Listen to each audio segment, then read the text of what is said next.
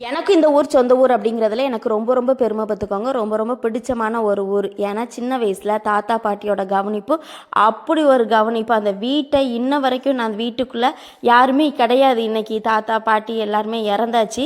வீடு மட்டும் இருக்குது பார்த்துக்கோங்க. ஆனால் நான் அந்த வீட்டை வெளியிலேருந்து பார்க்கும்போதே அவ்வளோ ஒரு அப்படி இருக்கிற மாதிரி ரொம்ப ஒரு உணர்வுபூர்வமான ஒரு வீடு பார்த்துக்கோங்க அது. ஏன்னா அவங்களுடைய கவனிப்பு அப்படி, அவங்களுடைய பராமரிப்பு அப்படி. நாங்கள் 2 மாதம் லீவுக்கு போய் இருந்தோம் அப்படின்னா அப்படி ஒரு கவனிப்பாங்க.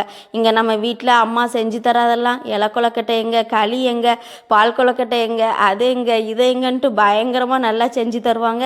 அது மாதிரி இன்னைக்கு வரைக்கும் எனக்கு அந்த சந்திரிகா சோப்பை பார்த்தாலே எனக்கு எங்கள் தாத்தா ஞாபகம் தான் வரும்.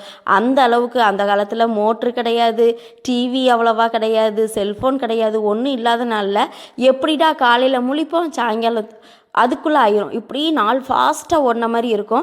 அந்த அளவுக்கு எங்கள் தாத்தா ஒரு கோயில் கிணறு உண்டு எங்கள் ஊரில். அந்த கிணத்துல போய் இறச்சி நல்லா ஊற்றுவாங்க.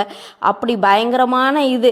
அவங்க பாசத்துக்கு அளவே இல்லை அப்படின்னு சொல்லலாம். இன்றைக்கி வரைக்கும் நமக்கு அந்த நினைவுகள் அப்படி பசுமையாகவே இருக்குது அவங்களுடைய நினைவுகள். இன்றைக்கி நான் எங்கே போயிருக்கேன் அப்படின்னு பார்த்தீங்கன்னா எங்கள் ஊருக்கு தான், விஜயநாராயணத்துக்கு தான். எதுக்காக அப்படின்னா நீங்கள் பேப்பர் நியூஸு இதெல்லாம் பார்த்துருப்பீங்க. எப்போவுமே அங்கே ஒரு முஸ்லீம் பள்ளிவாசல் ஒன்று உண்டு பார்த்துக்கோங்க. அங்கே வருஷந்தோறும் கந்தூரி விழா அப்படின்ட்டு நடக்கும். இந்த விழாவில் இங்கே எப்படின்னா வெளியூர்லேருந்து நிறைய முஸ்லீம் ஆட்கள் வருவாங்க. ஆனால் எங்கே தங்குவாங்க தெரியுமா? அங்கே ஒரு சில கிறிஸ்தவ குடும்பங்களும் இருக்காங்க, நிறைய ஹிந்து குடும்பங்கள் இருக்காங்க. கிராமம்தான். அங்கே அவங்க வீட்டுக்குள்ளே தான் தங்குவாங்க பார்த்துக்கோங்க எல்லாருமே. ஆனால் இந்த காலத்தில் இந்த மாதிரி ஒரு வீட்டுக்குள்ளே போய் அடுத்தவங்க வீட்டுக்குள்ளே போய் தங்குறது அப்படிங்கிறது நம்ம சொந்தக்காரங்க வீட்டுக்குள்ளேயே போய் தங்குறதுக்கு கொஞ்சம் யோசிக்க தான் வேண்டியது இருக்கும். ஆனால் இந்த காலத்தில் இப்படி ஒன்று நடக்கு அப்படின்னா அது இந்த ஊரில் மட்டும்தான் நடக்கும் பார்த்துக்கோங்க.